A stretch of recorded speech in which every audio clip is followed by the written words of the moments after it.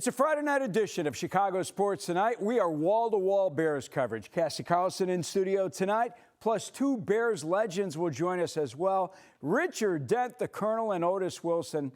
But let's kick off our NFC North preview, brought to you by ChevyDriveChicago.com. All right, I know I'm ready for round two of the Battle Royale. I know you're ready.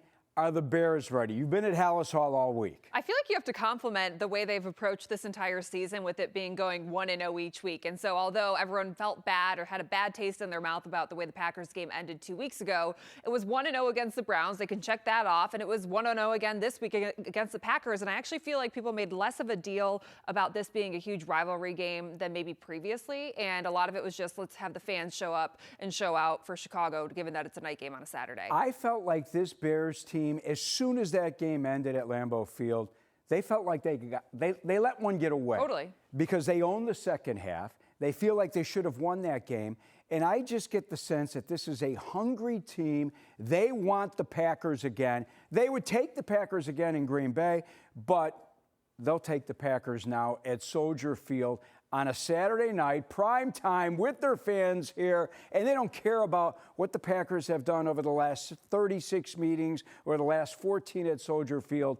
It only matters about the now. Yeah, and I think that's why earlier this week, Ben Johnson started out and set the tone by saying there's no extra message needed. Everyone knows what's at stake, and that's going to be the division. It's going to be a chance to clinch a spot in the playoffs this week if the Lions lose to the Steelers Sunday afternoon, which could be huge for the Bears. And that's why I feel like maybe when you're looking at all these different scenarios, the biggest plain and simple message should be just go out there and win and take care of your own business, and then the chips will fall as they should. And so I feel like the Bears have had that approach, and I think you have to compliment Ben Johnson for keeping everyone focused. I think you have to compliment the players who have really adjusted and adopted his approach as well, not getting too ahead of themselves. Because I talked to Jalen Johnson this week in the locker room, and I asked him about everyone being so locked in. It's something we really haven't seen from them before. Granted, they've never been in this position in December, and he said it's a credit to the coaching staff and everyone who has a mature approach to this point in the season. All right, I want to talk about Jalen Johnson in a second. First, I do want to hear from the head coach.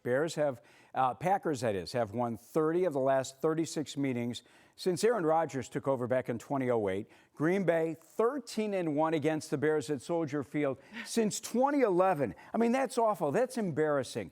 The football world will be watching. Primetime home crowd, control of the NFC North title at stake. No Micah Parsons. Can the Bears handle this pressure? I think part of our intent as coaches early on in this thing was to build a very poised unit that could handle pressure. And so that's our coaching style. That's why we're very demanding out of our guys. I think they have felt that from the springtime all the way up until now. Both sides of all three phases, to be honest with you. And so because of that, I like to think that we thrive in high leverage and high pressure situations. All right, here's my follow-up question about Jalen Johnson. You were with the media talking to Jalen Johnson earlier this week, and he said there's no pressure on the Bears. And he actually challenged the media, and he said, who of you thought we would be 10-4 and in this position? I don't buy it. I think the Bears do feel the pressure, but I do also think that Ben Johnson and his coaching staff have prepared this team for the magnitude of this game on Saturday. Well, I think it could go back to training camp where they wanted to be a mentally strong team. And what does Dennis Allen do for his initiation into his DA defense? He has the players doing 40 up downs in the August heat at Halas Hall. It's Ben Johnson and Caleb Williams kind of going at it at certain points when the details aren't specific, or Ben Johnson yelling at a receiver when they aren't aligned perfectly or they're a half a yard off. And it's the perfection that they expect that's now showing up in December in games that matter. And Ben Johnson's the one that laid it out there that we'll be playing our best football in the month of December. He also said at his introductory press conference that the expectations are higher than they've ever been before. And so he put the pressure on his team as soon as he walked into the door the day he was hired in Chicago. And so while I feel like the players, there's nothing to lose in the grand scheme of this season because the expectations were not that they were going to be a 10-win team at this point.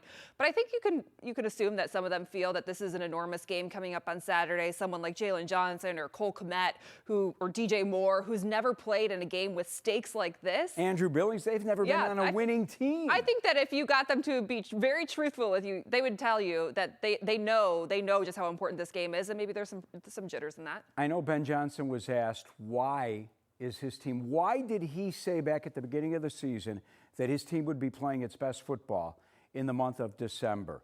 Number one, do you think they are? And number two, what was his response? Well, I feel like what you are seeing from what the Browns did did against the Browns last week is that they are continuing to ascend. And you still want to be a team in December that's getting better week after week, especially when you're dealing with a quarterback that's in his second year, learning a new offense. And I think that's the whole point of what Ben Johnson is saying, is that this is all new to them. Everything that everyone walked into was brand spanking new.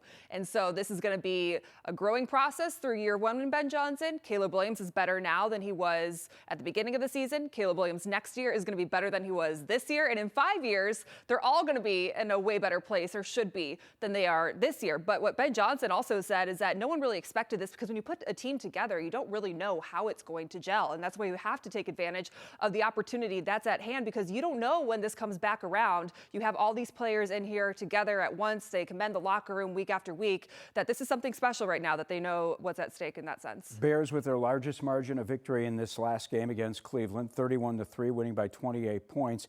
I also have said that I felt Caleb Williams played his best game, not only this season, but as a pro. He looked comfortable out there. I felt like he was in control of the offense from the first quarter all the way to the end, got off to a great start. His numbers have been better in other games, but I felt he just looked like a better quarterback, a more established, confident thrower in that Cleveland game against what was a pretty good pass defense than he has all season long. You agree? Well, I remember a moment in Bears Blitz last week where I said something like the Bears should put away the Browns early in that game, and both you and Big Ant kind of scoffed at it because the defense is really good and because they held the Packers to 10 points earlier in the season. But given where both teams are at in the year, the Browns, their season's over, the Bears still have more to play for. I felt like it was just more so of like setting the tone, letting everyone know the Bears have arrived, they are here, and they can win these games that they should, and they did. And I think that's what you have to do. You can't consistently play in these close games and survive when you are searching for 11, potentially 12 wins to get into the playoffs. All right, my big key in this game, and I want yours